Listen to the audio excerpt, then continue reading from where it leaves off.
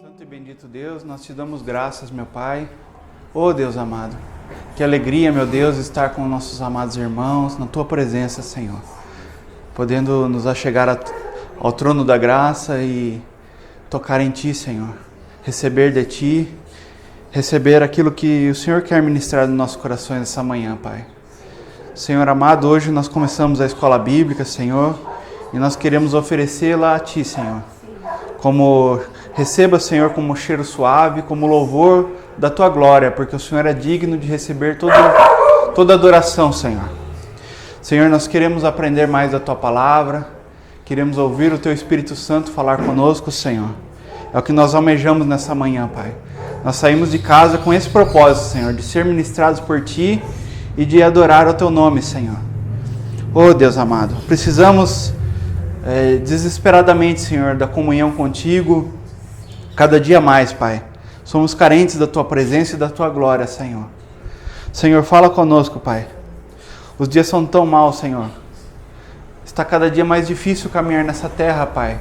Precisamos tanto da Tua instrução, Senhor, da Tua direção, daquilo que o Senhor quer tratar nas nossas vidas, Pai. Senhor, nos ajuda nessa manhã, eu te peço em nome de Jesus. Nos guia, nos conduza, Senhor, às águas vivas. É o que eu te peço em nome de Jesus Cristo, nosso Senhor e Salvador. E te damos graças, Senhor. Amém. Aleluia.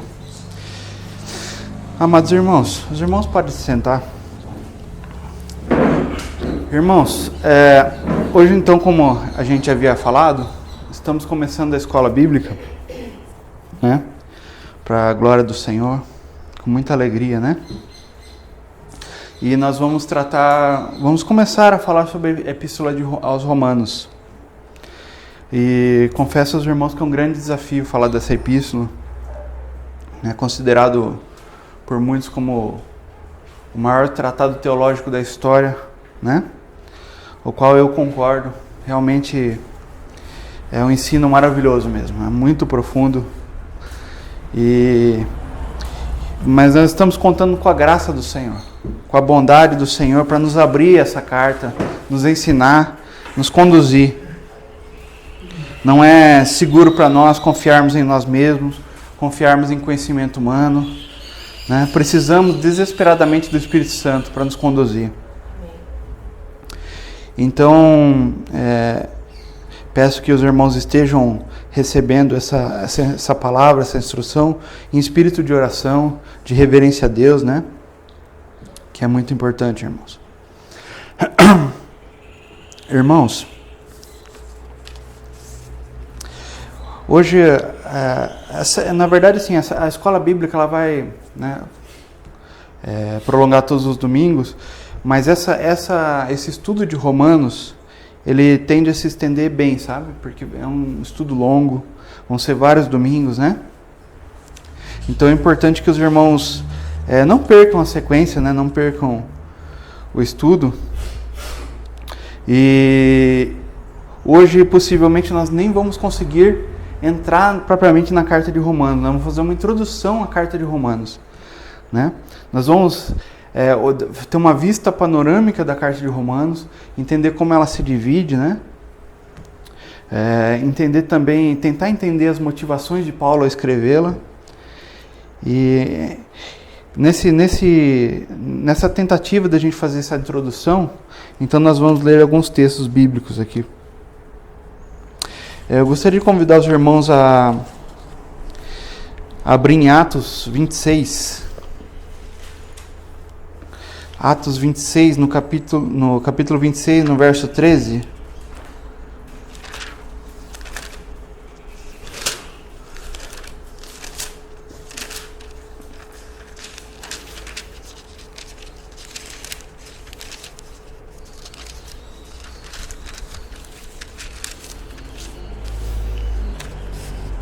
Meus irmãos, uma pregação, uma exposição, uma palestra, ela pode ser uma palestra eloquente, ela pode ser uma palestra bem organizado nas suas ideias. O expositor pode ter domínio da palavra, pode falar bem, e tudo isso impressiona as pessoas. Mas a pregação do Evangelho não é isso. A pregação do Evangelho, na verdade, é uma experiência profunda no Espírito. É algo impresso pelo Espírito Santo no nosso espírito. Essa foi a pregação de Paulo, né? Então, para entendermos as suas epístolas, é importante entendermos o que marcou Paulo, o que transformou Paulo, o que ele viu que mudou toda a sua vida, toda a sua experiência, né? Qual foi a revelação que imprimiu no seu espírito, né? Aquilo que ele fala e escreve, né? Amados, à luz da palavra, pelo menos o que nós temos registrado no Novo Testamento, de algo marcante na vida de Paulo, tem várias passagens marcantes, mas algo que realmente tocou ele profundamente, tanto que ele mudou. Ele era aquele perseguidor da igreja, ele era aquele judeu de judeus, né? Fariseu de fariseus, aliás. Aquele homem que zelava pela lei de Deus, a ponto até de perseguir aqueles que ele julgava ser contra a lei de Deus, né? Que éramos nós, os cristãos. Então ele tem uma experiência marcante na sua vida. E a experiência marcante que ele teve é lá na estrada de Damasco, quando ele tem aquela visão do Senhor. Aquilo muda radicalmente a sua experiência, a sua vida. Vamos ler lá no versículo, Atos 26, no verso 13. Deixa eu pegar aqui. Ao meio-dia, ó rei, vi no caminho uma luz do céu, que excedia o esplendor do sol, cuja claridade me envolveu a mim e aos que iam comigo, e caindo nós por terra, ouvi uma voz que falava, em língua hebraica dizia, Saulo, Saulo, por que me persegues? Dura coisa é recalcitrar contra os aguilhões. E disse eu, quem é, Senhor? E ele respondeu, eu sou Jesus, a quem tu persegues. Mas levanta-te e põe-te sobre os teus pés, porque te apareci por isto, para te pôr por ministro e testemunha, tanto das coisas que tem visto, como daquelas pelas quais te aparecerei ainda, e livrando-te deste povo e dos gentios, a quem agora te envio, para lhes abrires os olhos das trevas e os converterdes à luz, e do poder de Satanás a Deus, a fim de que recebam a remissão dos pecados e sorte entre os santificados pela fé em mim. Pelo que, ó rei Agripa, não fui desobediente à visão celestial. Então, amados, o discurso de Paulo é baseado nessa experiência. Toda a vida dele é pautada nessa experiência, nessa revelação de quem é Jesus e da sua obra, pessoa e obra de Cristo. Nós nunca podemos perder esse foco nas cartas de Paulo e também na carta dos apóstolos, né? Cristo e a sua obra. O que Paulo viu quando, né? O que ele entendeu? Não somente o que ele viu, mas o que ele entendeu dessa visão, né? Ele entendeu que quando ele perseguia a igreja, ele estava perseguindo Cristo. Ele estava perseguindo o próprio Deus. Aquele Deus que ele julgava ser uma pessoa zelosa, ser um fariseu zeloso, um religioso zeloso, né? Ele estava perseguindo o próprio Deus. E, amados, essa experiência foi tão marcante que a partir daqui o Senhor começou a ministrar no coração de Paulo. Então veja bem que uma pessoa pode se dedicar muitos anos estudando, se preparando até teologicamente falando, filosoficamente falando, mas não ter essa marca, essa impressão na sua vida, da vida e da obra de Jesus Cristo, nosso Senhor. Não é verdade, irmãos? Pode até pregar bem, falar bem, mas não ter essa impressão, sabe? Eu fico imaginando que aquela visão, que aquela claridade, ele compara com uma claridade do sol que cega, né? Tanto que ele ficou cego, né? Eu fico imaginando aquela claridão que ele viu ali naquele lugar, como aqueles antigos filmes fotográficos, né? Que você expõe ele à luz e fica impresso ali, ó. A luz fica impressa no filme, né? Aí você vai e revela e vê aquela imagem formada pela luz. Quando você abre a câmera escura, né? Quem conhece um pouquinho de fotografia sabe disso. O que é fotografia? Você expor aquele filme à luz, né? Você expõe a luz, a hora que você abre o obturador, ele imprime no filme aquela imagem, né? Mas é tudo, na verdade, a luz, né? A imagem é a luz. E Paulo, então, como um bebê, como um recém-nascido que vem ao mundo, ele enxerga a luz, né? O bebê, era que ele sai, a primeira coisa que quando ele está saindo ali, ele vê a luz, né? Por isso que fala que a mulher deu a luz, né? Assim. Então, Paulo estava nascendo ali naquele momento como um filho de Deus, como um bebê em Cristo. E depois ele amadureceu baseado nessa visão celestial, que ele mesmo fala, não fui desobediente à visão celestial. E ele fala assim, para que o Senhor chamou? Né? Para que o Senhor chamou? Para abrir os olhos das trevas e converter a luz, tá vendo? Aquela luz que ele viu, agora ele precisava anunciar aquela luz. Tá vendo como se trata de você receber e daquilo que você recebeu você dá? Né? Tá vendo? Essa é a experiência real cristã, irmãos. Jesus falou assim, que aquele que crê em mim, do seu interior flui rios de água viva que jorram para a vida eterna. Então os rios de água viva, ele vem de dentro para fora, e não de fora para dentro. Então é aquela experiência que a primeira pessoa tem, ela recebe daquela vida. E só que ela recebe, ela não retém, ela derrama. Né? Como o próprio Senhor, quando ascendeu aos céus, né? Em Atos diz que ele ascendeu aos céus. E chegando lá, né? ele recebe o dom do Espírito. Nós temos o costume de dizer que nós recebemos o dom do Espírito, mas na verdade quem recebeu o dom do Espírito foi Cristo. E como ele recebeu, o que ele fez? A Bíblia diz no verso seguinte que ele derramou. Ele derramou o dom do Espírito. Então ele é que recebe, porque ele é digno de receber os dons do Espírito. O dom do Espírito, ele é digno. Ele conquistou isso. Ele agradou ao Pai e recebeu. E conforme ele recebeu, ele derramou.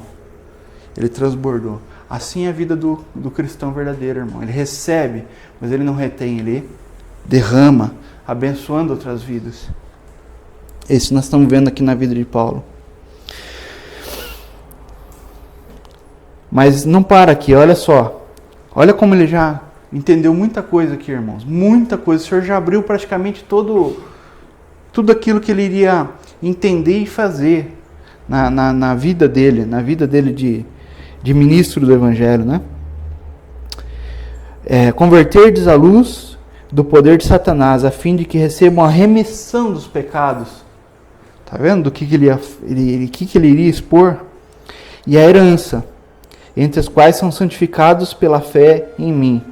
Então ele fala de remissão dos pecados, a herança, o reino. Tá vendo? A herança trata de reino. Aquilo que Deus preparou para nós. Então tem um aspecto negativo, tem um aspecto positivo. Aspecto negativo é o quê? É o que nós merecíamos. É o que nós merecíamos. Merecíamos a condenação por causa dos nossos pecados. Estávamos mortos em nossos delitos e pecados. Mas também fala de um aspecto positivo. Deus fez algo por nós, mas para quê? Qual a finalidade? Para nos dar uma herança incorruptível, uma herança que está reservada nos céus, aleluia. Entre os quais são santificados pela fé em mim, né? Mas para isso é necessário que haja santificação, né? A separação desse mundo. Esse mundo jaz no maligno. Então, para que essa pessoa experimente as profundezas de Deus, possa acessar a Deus, é necessário que ela seja santificada pelo sangue do Senhor, e separada pelo sangue do Senhor, lavada pelo sangue do Senhor, e depois santificada no caminho, né, para oferecer sacrifícios de louvor agradáveis a Deus. Aleluia. Amém, irmãos. Então, essa introdução já mostra a motivação, já do ponto de vista espiritual, irmãos. Eu creio que essa é a grande motivação de Paulo. Esse é o que moveu Paulo nesse sentido. Quem escreveu a Epístola aos Romanos? Paulo, né? Apóstolo Paulo. Esse homem que nós estamos já falando. E que ano que ela foi escrita? É quase um consenso que ela foi escrita no ano 58 depois de Cristo. Um consenso que eu digo entre os estudiosos, né? Quase um consenso, né? Para algumas referências bíblicas ali do Novo Testamento, a gente consegue ter precisão em muitas coisas ali. Uma delas é essa precisão ali da carta aos Romanos. Então é bem provável que seja isso mesmo, 58 depois de Cristo. E quem eram esses romanos destinatários da carta? É importante entender isso, irmãos. É importante entender. Quem eram esses romanos? Eles eram romanos, a carta aos romanos, né? Paulo escreveu para a capital do império, para Roma, para uma cidade chamada Roma. E era uma cidade grande, uma cidade importante, é a capital do império. E o evangelho estava avançando muito lá. Ele próprio fala na carta aos romanos que a fé dos romanos era conhecida entre os irmãos, entre as outras igrejas. Por quê? Porque eles pregavam com muita vontade, com muita autoridade. Eles buscavam o Senhor e a igreja estava crescendo em Roma. Paz, irmãos. Deus abençoe. Paz, Deus abençoe. A igreja estava avançando em Roma.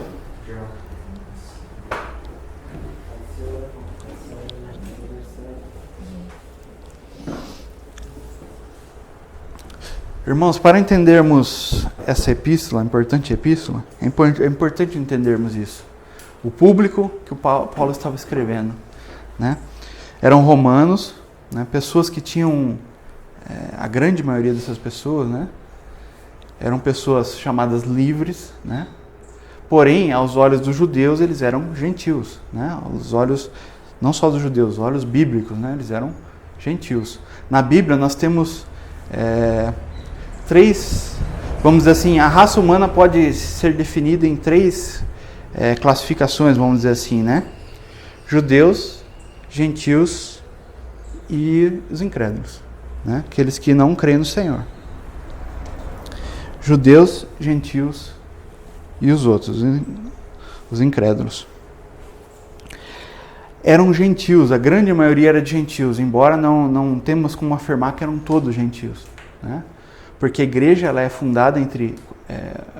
Deus pegou judeus e gentios, né? E desses dois ele fez um único povo, a igreja. Então possivelmente havia judeus também no meio deles. Mas a grande maioria era de gentios, que tinham vindo do helenismo, que tinham vindo das religiões pagãs, do Império Romano, do Império Grego antes do Romano, né? Que tinham trazido aquelas tradições. E onde Paulo estava quando escreveu a carta?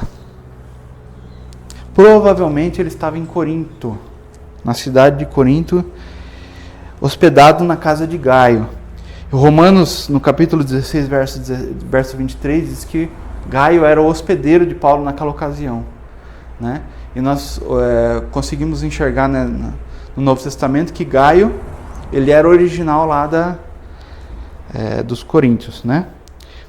Embora tenha uma referência falando de Gaio de Derbe, né? Eu não tenho certeza se é a mesma pessoa, mas nós temos a referência de que Gaio é original dos Coríntios, ele foi batizado lá, né?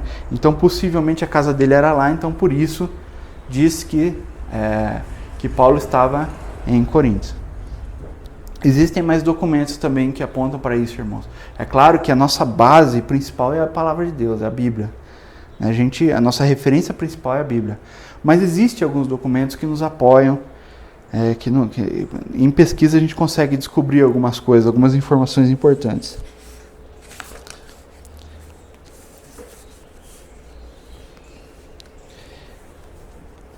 Qual é a motivação que Paulo teve de escrever aos Romanos especificamente, né?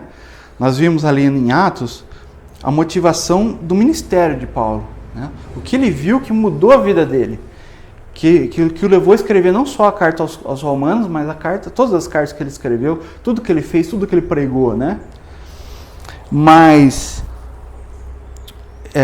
escrever a carta aos Romanos tinha também algumas motivações importantes ali, específica para os romanos, né? Paulo tinha um encargo do Espírito para escrever para esses romanos, pessoas que a grande maioria deles ele não conhecia, ele nunca tinha ido a Roma ainda, irmãos, pelo menos não como ministro do Evangelho, né? Ele nunca tinha ido lá pregar o Evangelho lá em Roma,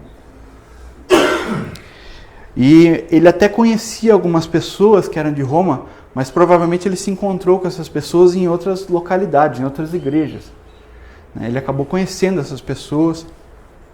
Nós vemos que ele tinha sim conhecimento de algumas pessoas, mas a grande maioria, vamos dizer assim, a igreja de Roma mesmo, ele não conhecia. Ele não tinha conhecimento desses irmãos, embora soubesse da fé deles, como ele mesmo diz, né? Que ele sabia da fé deles, que ele orava sempre pelos romanos, esse encargo de oração pelos romanos. Tá vendo, irmãos?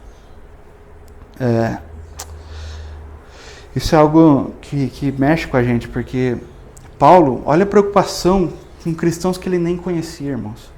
Ele não estava preocupado somente com aquelas igrejas que ele mesmo fundou, vamos dizer assim, né? Ele mesmo começou, ele pregou o evangelho para as primeiras pessoas. A gente sabe que em Corinto, em outras cidades, lá na Macedônia, naquela região ali, ele foi a primeira pessoa a evangelizar nesses lugares, ele Barnabé, ele Silas, ele outros irmãos. Quer dizer, seria natural ele ter essa preocupação com essas igrejas, mas ele tinha preocupação também com outras igrejas que ele, muitas vezes ele nem tinha ido, irmãos, nem tinha ido ainda, né? Mas ele nutria no seu coração um desejo profundo de conhecer esses irmãos, de estar com esses irmãos, de orar por esses irmãos, né? E de compartilhar o evangelho com esses irmãos. Oi, irmã Neiva, paz do Senhor.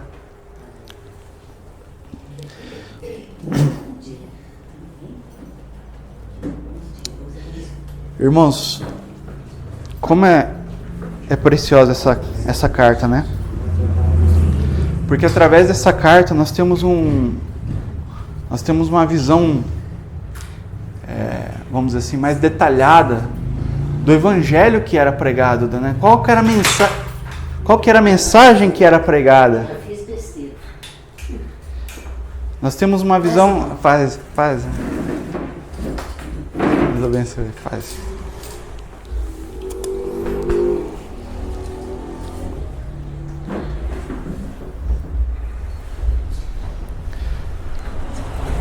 Nós podemos contemplar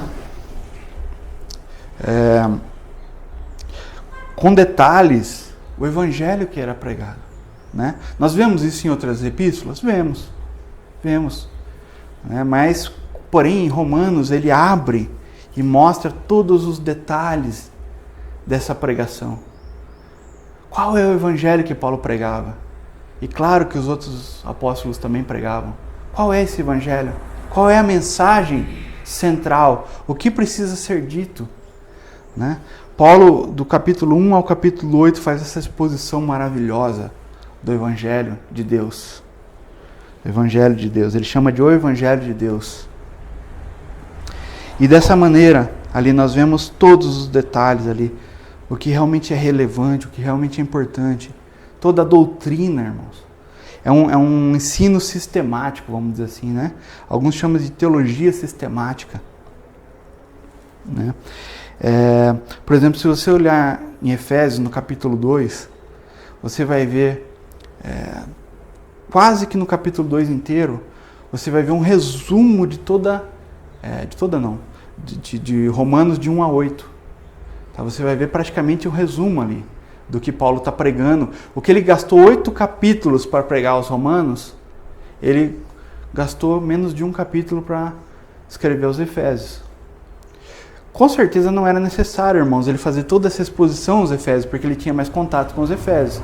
Quer dizer, ele fazia essa exposição presente, quando ele estava com os Efésios, mas como ele não conhecia os romanos, ele quis fazer uma exposição, antes de conhecê-los, ele quis fazer uma exposição, vamos dizer, entre aspas, né, uma exposição teórica, uma exposição sistemática do ensino dele. O que é que ele está ensinando? Né? Irmãos, nós temos que lembrar que naquela época não tinha telefone, não tinha internet, não tinha carta, não tinha correio, né? O correio era uma pessoa atravessar uma cidade, ir para outra e correr risco de vida na viagem. Esse era o correio. Né? Então, quer dizer, as informações, as notícias demoravam para chegar. Quer dizer, e nesse meio tempo, existiam pessoas mal intencionadas, que falavam mentiras, que inventavam histórias, que falavam que Paulo estava pregando um outro evangelho, que Paulo estava, né, inventando história, trazendo confusão no meio do povo. Né? Por isso, muitas vezes, quando Paulo está escrevendo, ele fala assim, ó, de próprio punho eu escrevi para vocês aqui, ó. Agora sou eu que estou escrevendo. Ó. Esse trecho aqui do texto, ó, eu estou escrevendo na minha própria mão para vocês. Por quê? Porque era um sinal de que aquela carta era como se fosse uma assinatura da época. Hoje em dia a gente pega e assina uma carta, assina um documento, né? Coloca o nome e assina. Naquela época a assinatura era essa. Eu falo assim, olha, aqui eu vou escrever da minha letra mesmo aqui para vocês verem que sou eu que estou escrevendo. Entende? Por quê? Porque naquela época já existiam cartas que eram ditas que eram de apóstolos, mas na verdade não eram. Eram pessoas que queriam introduzir doutrinas erradas que se faziam passar pelos apóstolos, né? Pelos cristãos mais influentes. Nós temos várias, até hoje nós temos muitas dessas cartas ainda, né, preservadas. Foram descobertas algumas recentemente, né, século I, século II. Irmãos, isso era muito comum, Então Paulo fez essa exposição sistemática. Deixa eu só ver a hora aqui, irmãos. Como eu disse para os irmãos, a gente vai tentar manter bem certinho os horários, né?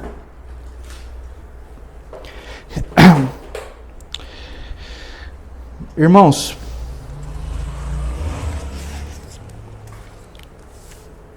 lá em... Não precisa abrir, eu vou abrir, que eu vou ler o versículo aqui para vocês. Eu deixei até aberto aqui no celular. Deixa eu ver aqui. Tem um versículo muito importante. A 2 Timóteo, no capítulo 2, verso 15, diz assim. Paulo escrevendo a Timóteo, né? Ele fala assim, procura apresentar-te a Deus aprovado como obreiro que não tem do que se envergonhar, que maneja bem a palavra da verdade. Maneja bem a palavra da verdade. O que Paulo está dizendo para Timóteo? Ele está falando assim, Timóteo, como um cirurgião, né? Ou como um guerreiro muito habilidoso, você deve passar a espada, saber onde você corta. Um guerreiro ele tem que saber onde ele corta com a espada em lugares onde ele vai realmente causar um dano ao seu inimigo. Né? E um cirurgião tem que saber onde corta também, senão ele vai matar o seu paciente. Então é isso que ele está falando, essa palavra maneja bem a palavra da verdade. Essa palavra maneja, se você olhar no grego, você vai ver que poderia ser traduzida como fatiar, que fatia bem a palavra da verdade, que divide a palavra, que estuda a ponto de entendê-la e dividi-la, entender os assuntos da palavra. Né? Irmãos, isso é muito importante. Você, como eu sempre digo, né, não fazer somente uma leitura da palavra. Leitura é muito importante, nós temos que ler a palavra. Porém, nós temos também que estudar a palavra, que é o que Paulo está falando aqui para Timóteo. Manejar bem a palavra não significa só ler a palavra, mas significa se debruçar na palavra, significa fatiar a palavra, ou seja, entender, aqui ele está falando disso, aqui ele está falando daquilo, entender os assuntos, entender, fazer um estudo mais profundo, entender em que contexto ele está falando aquilo, né? Qual é a motivação que o levou a escrever aquilo, a falar aquilo, o escritor inspirado, tá certo? E nesse entendimento, irmãos, nós podemos fazer propor algumas divisões na carta aos Romanos, para entendermos os assuntos ali propostos, apresentados por Paulo, na verdade. Né? Tem um estudo muito bom que eu acho muito válido, assim, como esse irmão dividiu a carta aos Romanos, né? Um estudioso da palavra do século passado, do início do século passado, chamado R.B. Jones. E ele separa a carta assim, né? Ele diz que do capítulo 1 ao capítulo 8 nós temos a exposição, a apresentação sistemática do que é o Evangelho de Deus. Né? O que é o Evangelho? Você quer entender o que é o Evangelho? Capítulo 1 ao capítulo 8. Você tem uma exposição clara, uma apresentação clara do que é o Evangelho de Deus. No capítulo 9 a 11, né? Aqui é um acréscimo meu, aqui esse subtítulo. Eu diria assim que é a graça, né? Aquela graça que é o alvo da carta, ou seja, o Evangelho de Deus, né?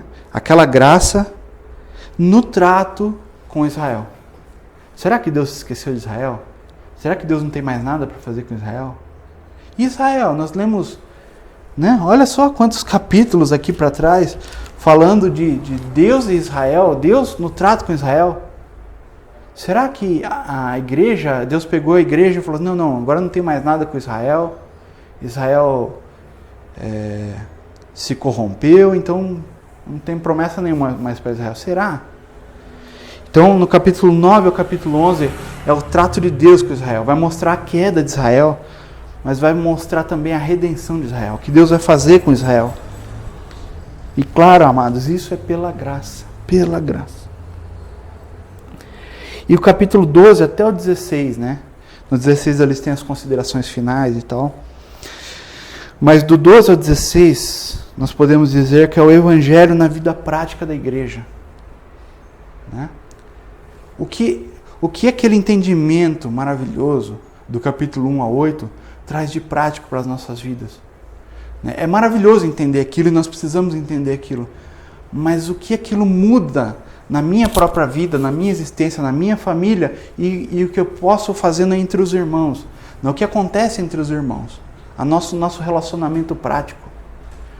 Então, capítulo 12 ao 16, o Evangelho de Deus na vida prática da igreja.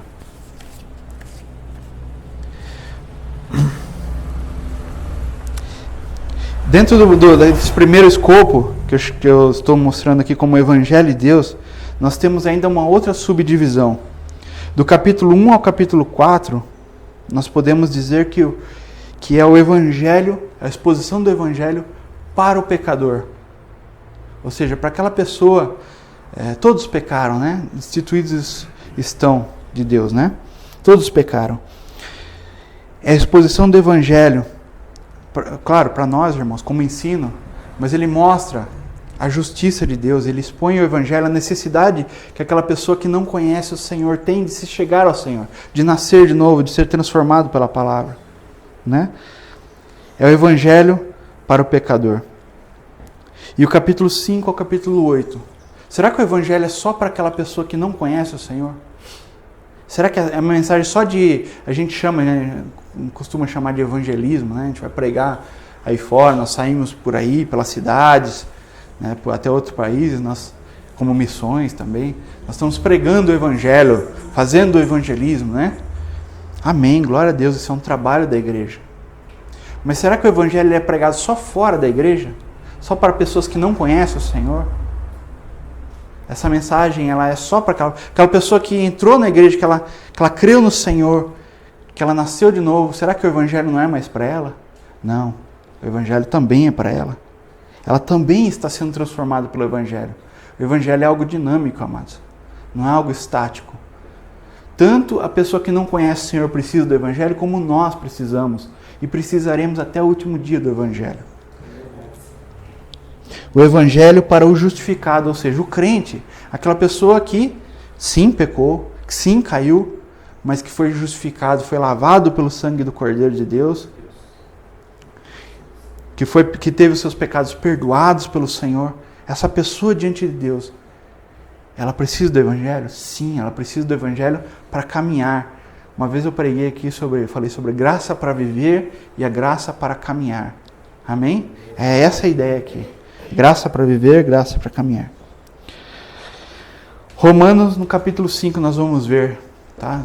Se os irmãos perceberam, nós estamos tendo uma visão panorâmica do livro, né? Romanos, no capítulo 5, se o Senhor nos der graça, nós vamos ver que a palavra-chave ali é morte. Morte. Então, nós podemos dizer que o capítulo 5 ele fala que vai dar morte para a vida. No capítulo 6, do pecado, a palavra-chave ali é o pecado. Pecado no singular, amados. Isso é importante, nós vamos falar um pouco disso depois. O pecado no singular e os pecados, né, no plural. Né? A palavra os pecados no plural. Tem diferença? Tem diferença. Nós vamos falar um pouco disso. Do pecado para a justiça. Justiça de Deus. Romanos 7, da lei para a graça. Amém?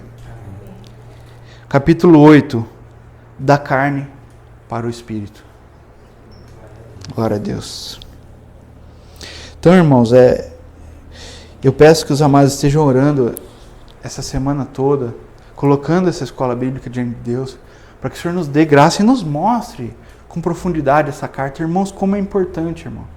Tem um cristão do século V, um líder expressivo daquela época, ele considerava tão importante, mas tão importante a Epístola aos Romanos, que ele colocava como uma orientação para os irmãos, né? Orientação, na verdade, não, como uma prática, essa é a verdade, uma prática da igreja. Pelo menos uma vez por semana, nos cultos, uma vez por semana, eles liam a epístola inteira, publicamente, a Epístola aos Romanos, publicamente, entre os irmãos. Tanto era a importância de não se perder o ensino do Evangelho de Deus, da graça de Deus. O que é graça, irmãos? Será que graça será que graça